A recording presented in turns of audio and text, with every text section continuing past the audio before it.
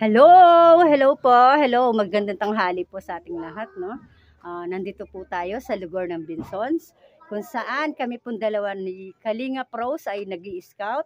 Sa pag-i-scout po namin, meron tayong isang kababayan na nag-rekomenda kung po pwede daw natin siyang tulungan.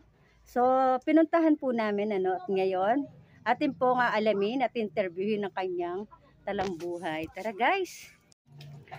So guys, meron tayo ditong isang kababayan na nirekomenda ng ating mga netizen na kung po pwede daw pong dalawin ang kanyang bahay at yung may bahay. So nandito ho tayo para kumustahin anong buhay meron sila, no?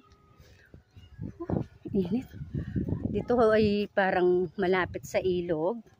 So ang bahay dito ay sigurado, pag sobra ang tubig, grabe ang baha. Andito tayo guys. Ito yata yung bahay. Ito yung bahay. Yan, ito. Tao po! Ito guys yung bahay na nirekomenda sa atin. Hello po. Hi, hello! Magandang tanghali, no? Hi! Ako'y napasugod at kasi merong isang kababayan na nirekomenda ka sa akin, no? So, anong pangalan ng magandang babaye? Francia po. Francia? O, ilang taong ka na, anak? 29. 29? Then sa edad mong 29, ilan na yung anak? Pang-apat na po ito, yung pangalawa ay namatay. Oh, pangalawa ay namatay. So, ano kaya ako napapunta dito? Kasi dun sa nadaanan namin, may nagrekomenda sa akin na kung pwede daw kitang pasyalan at para bisitahin ang iyong bahay at pati na rin kayong pamilya, no? So, nandito ako. Eto guys. So, sorry. Anong pangalan? Francia po. Ito si Ate Francia, no? Okay lang ba na masilip ang iyong mansyon? O yan. Guys, ito yung bahay ni Ate Francia. May paapat na. Yung pagbubuntis niya ay paapat na. So, blessing si buntes sa ating mga dadalawin ngayon. So, ang kanyang bahay ay ito po. Ito na agad. Pagbungad mo, ito na yung kanyang kitchen.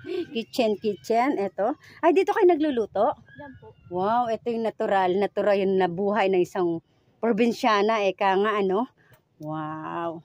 So, ito na yung kanyang bahay. Ito yung na-miss ko dati na ito rin yung aming buhay noong panahon. At ito, sa pamilya nyo, ilang kayong anak? Paapat. So, ilang kayo bali sa bahay na to? Apat po. Apat. Dito kayo lahat na natutulog. Okay. So, paano pag maulan? Ito. Minsan po na ang piyas. Oo, paano? Natulog. Ganyan lang. As in, talagang tuloy lang kayo sa pagtulog. Ay, oh my God. Mga kapatid, no? Ito po ang bahay nila Ate Francia. Nandito na lahat. Ito sobrang cute. As in, normally, sa apat sila nandito, kung iisipin nyo po parang ang liit, no?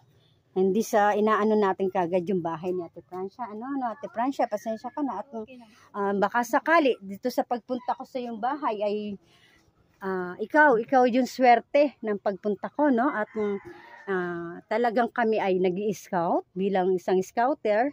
Kailangan namin alamin lahat ng pamumuhay ng ating mga kababayan. At isa ka na sa nirekomenda sa akin. So, ito po. Hi, mga katanod. Akit ako at sana hindi ako malaglag. At meron siyang dalawang palapag. Oh my God. Ay, wow. Ito po ang kanyang bahay. Para akong hinila talaga dito, mga kabalen. At ito po, ang kanyang at merong aircon. So, meron siyang second floor. Sorry. Ayan, Ayan po. Pag nampiyas, siguro, nagko-cover na lang sila ng kung ano. Pero tuloy ang kanilang. Ito, napaka-late po bilang sa isang pamilya para sa kanila. Ate Francia, kumusta naman ang buhay? Ako yung dito, tapos ikaw sa baba. Nasa taas niya ako. Kumusta? Ay, wait, bababa tayo na. Nakaupo ka dito sa buntis ito si Francia. So guys, ito nakita na natin po ang kanilang bahay, no? Upo ka muna buntis at konting interview man lang sa'yo, no? Huwag kang mag-alala at baka sakali may makapansin. Upo ka muna, ikaw ang upo doon. Ako dito. Ayan. Ate Francia, ilang taon na kayo dito sa bahay niyo? Tagal na po. Mga ilang taon na? Yung matagal na yun, ng ilang taon na? Since na naging tao ka or ano, dito na kayo? Opo, dito na po. Kami, itong bahay na to mismo, dati kanino? Doon po sa kapatid po ng nanay ko. Kapatid ng nanay mo, napasalin na lang sa inyo, gano'n. Pinaano mo naman po sa amin. Anong gaano kahirap ang buhay? Sobrang hirap nga po. Sobrang hirap. Ano ba yung Pag tag-ulan, ayan. ano ang kinabubuhay? Yan po pawid. Ito, ganito. Yung asawa mo, ano yung kinabubuhay? Ano yung pinaka, Nag-aalak po isa. nag-ano? Aalak po. Lambanog. Naglalambanog. Sa paglalambanog niya, ano yung daily? Merong kita? Minsan po, dalawang araw, isang asulo. Ilang taon na yung panganay mo? 11 po.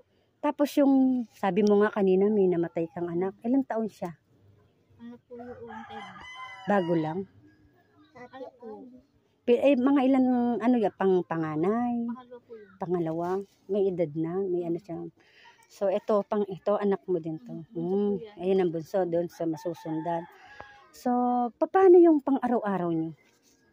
Minsan po tinitipid. Tapos, nag-aaral. Kailangan, no? Basta may salba lang. Meron nga akong isang araw, isang ina na malimos para lang may absan yung kumakalaman na sikmura ng mga anak niya. Pero sa tingin ko, yung isang inang yung parang nadidepress. Pero ginagawa niya yung paraan para kumain sila ng mga anak niya. So kayo, sabi mo nga, sobrang hirap. Ito guys, ang kanilang ito, diretso, no? Ito hindi sa, baka sakali lang, ito na po. Ito po yung pinaka-kubo talaga nila. Kung mapapansin nyo, napakaliit. Napakaliit at talagang sa hirap nga ho ng buhay, talagang inaano na nila, tinitiis na nila. Yun look, pero Hapay na po yan. ito na sa likod. So ira-round ko, Ate Francia, Dito po, sige. Ito yung Guys, tignan natin hanggang sa likod yung bahay ni para baka sakali po mga kababayan, no, mga minamahal naming mga sponsor, no. Meron dito tayong kababayan na baka sakali at ating matulungan. Ito po yung nila, bahay nila. Hello! Ay! Hello! Yan ko si Francia, baka sakali matulungan. Ito na yung pinakalikod niya. Ito, buko, asin talaga guys, kubo lang na baka sakali, Kuya Bal Santos Matubang, meron po tayo dito isang kababayan na baka sakali sa pamamagitan po natin at matulungan siya at mapaayos ang bahay. Ayun po si Francia. Oh.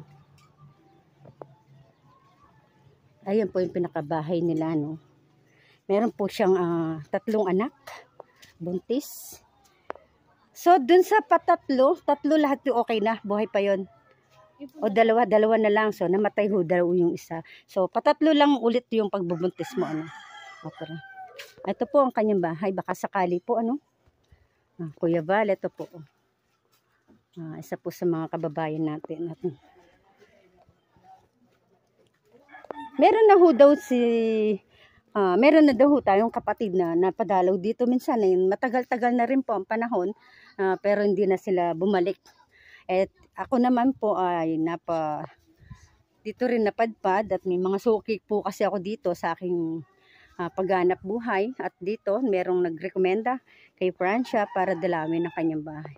So guys, no, baka sakali lang po, kakatok po kami sa inyong mga puso.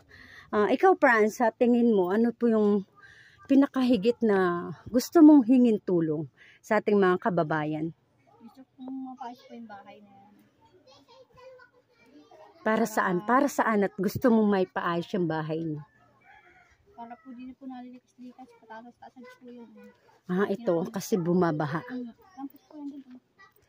Ngayon, hingin ko yung manawagan ka kay Kuya Bal Santos Matubang, no, baka sakali tayo ay madinig or mabasbasan ikaw yung biyaya at magbibigay ng biyaya at ikaw yung swerte. Ika nga, bago ka man manganak, meron kayong munting kubo. Ika nga, kahit hindi naman natin hinihingi yung marangya, no? May ayos at yung may gaan nyo ng tama yung pag bumabagyo, hindi na kayo nahihirapan, no? Sige, manawagan ka, Francia, at willing naman, welcome naman ang manawagan kay Kuya. Kuya Bal, sana po tulungan niyo po ako. Mapaayos po yung bahay ko para hindi na po nalikas-likas po pag babaha. At mga anak. At Kuya Bal, no, meron po dati ditong kababayan na higit pong humihingi ng tulong sa ating kalingap. At ito po yung kanya mismo pamamahay. Yan.